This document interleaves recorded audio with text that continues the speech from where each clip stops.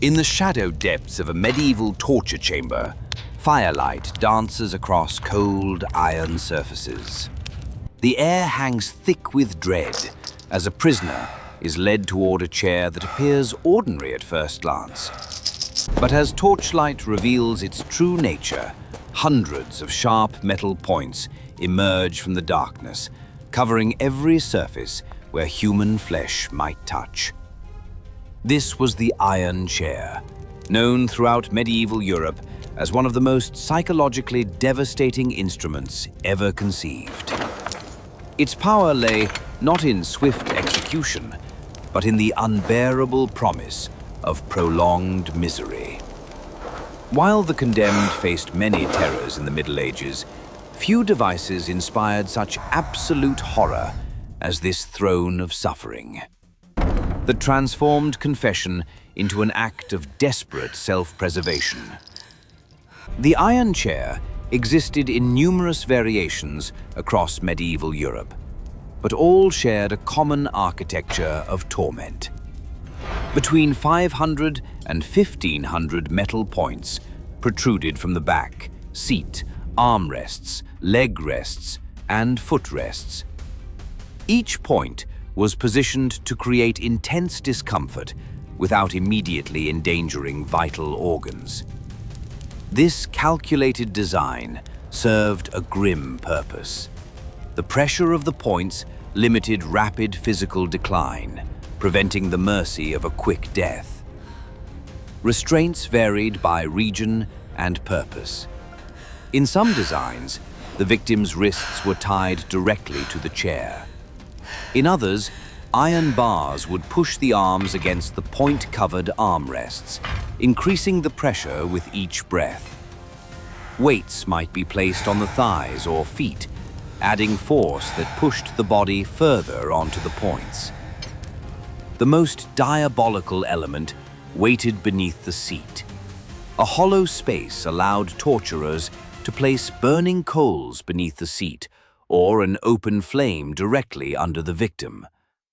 As heat rose through the chair, it would create extreme discomfort in the lower body, while the victim remained conscious, unable to move without increasing the pressure of the points. The Spanish Inquisition favored particularly elaborate versions.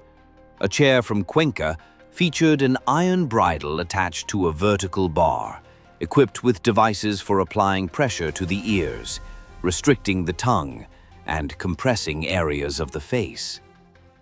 These additions transformed the chair from a single instrument into an entire torture chamber, condensed into one terrible seat. Every element worked in concert to break not just the body, but the will itself. Death would eventually come, but only after hours or days of intense and unrelenting discomfort. When finally removed from the chair, victims often succumbed quickly due to severe weakness after the release of pressure from the numerous contact points, or they would die later from health complications that inevitably followed. Medieval European courts operated under a principle that modern minds find incomprehensible. Confession was considered the ultimate proof of guilt. Without a confession, even substantial evidence might not suffice for conviction. This belief transformed torture from a punishment into an investigative tool, and the iron chair became one of the most effective instruments in the torturer's arsenal.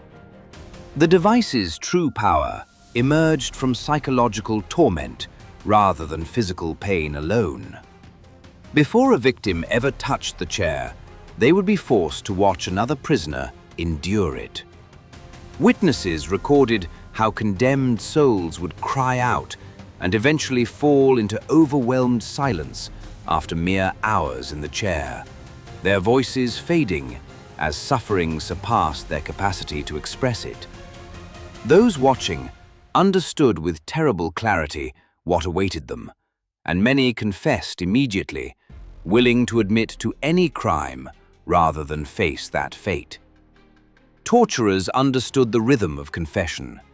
They knew that most victims would hold out initially, clinging to innocence or pride.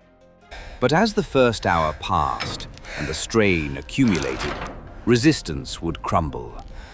Some lasted 3 hours, some made it through a day.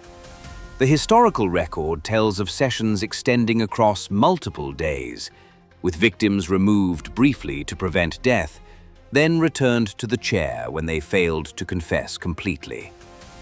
The process continued until interrogators obtained the confession they sought, regardless of its truth. Many innocent souls admitted to crimes they never committed, fabricated accomplices, and invented elaborate conspiracies, saying whatever words might end their suffering. This corruption of justice revealed a fundamental flaw in the medieval system. Torture produced confessions, but rarely truth. Under sufficient pressure, human beings will say anything. The iron chair extracted words, not honesty, yet medieval courts accepted these forced admissions as legitimate proof of guilt.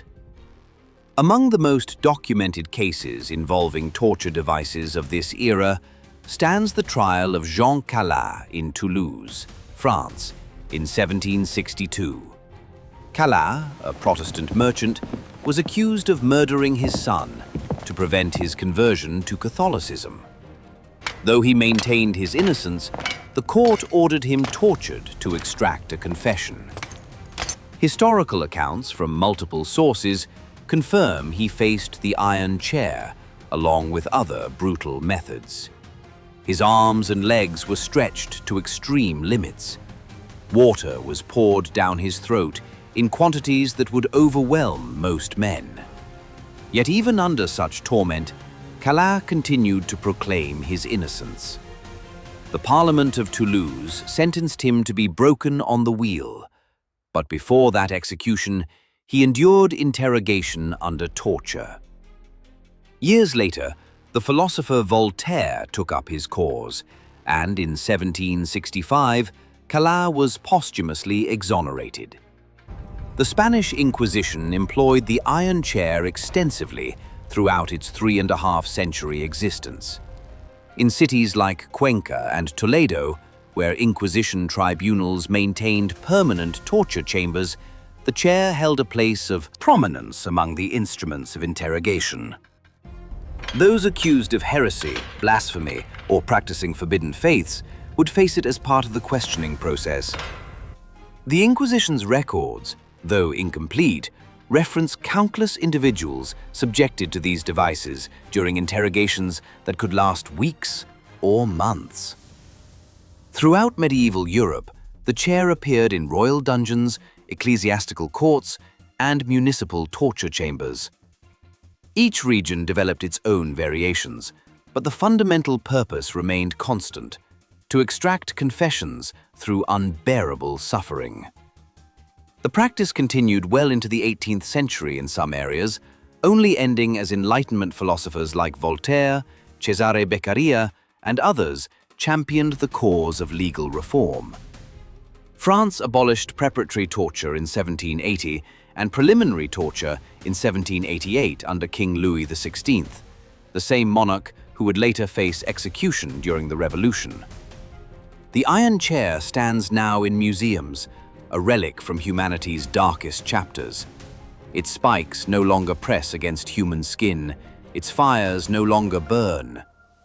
Yet it remains a testament to the depths of cruelty that systems of power can reach when unchecked by mercy or reason.